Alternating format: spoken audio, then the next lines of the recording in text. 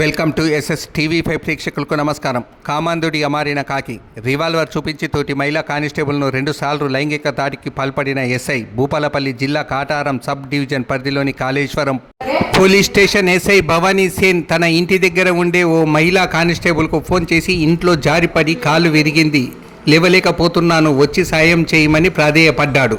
ఇంటికి వచ్చిన ఆమెను సర్వీస్ రివాల్వర్ చూపించి బెదిరించి రేప్ చేశాడు. ఎవరికైనా చెప్తే ఇదే నీ చివరి రోజు అని బెదిరించాడు.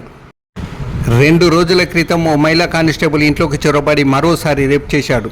ఆమె ఫిర్యాదు మేరకు సదరు ఎస్పీ ఎస్టీ అట్రాసిటీ కేసు నమోదైనట్లు సమాచారం. కాళేశ్వరం ఎస్ఐ భవానీ సేన్కి ప్రభుత్వం భారీ షాక్ ఇచ్చింది. లైంగిక వేధింపుల ఘటన సీరియస్ అయ్యింది. పోలీస్ శాఖకు తలవంపులు తెచ్చిన ఎస్ఐని డిస్మిస్ చేస్తూ తెలంగాణ సర్కార్ ఉత్తర్వులు జారీ చేసింది. రాజ్యాంగంలోని ఆర్టికల్ 311 ప్రకారం కాళేశ్వరం ఎస్ఐ భవానీ సేన్ను సర్వీస్ నుంచి ప్రభుత్వం తొలగించినట్లు తెలిసింది. కాగా భవానీ సేన్ వేధింపులపై మహిళా కానిస్టేబుల్ ఎస్పీకి ఫిర్యాదు చేయడంతో ఆయన పాడు పనులు బయటపడ్డాయి.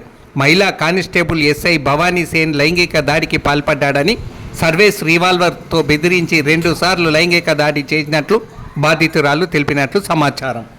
భవానీ సేన్ తప్పించుకునే ప్రయత్నం చేశాడు. లైంగిక దాడి ఘటన నేపథ్యంలో భవానీ సేన్ వ్యవహారంపై గత రాత్రి డీఎస్పీ కాళేశ్వరం స్టేషన్లో విచారణ జరిపి సర్వీస్ రివాల్వర్ స్వాధీనం చేసుకున్నారు.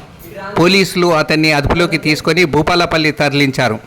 అయితే బుధవారం ఉదయం ఓ ప్రైవేట్ వాహనం పిలిపించుకొని భవానీ సేన్ పారిపోయే ప్రయత్నం చేయగా భూపాలపల్లి ఎస్ఐ డీఎస్పీ రైటర్ గమనించి అడ్డుకున్నట్లు విశ్వసనీయంగా తెలిసింది.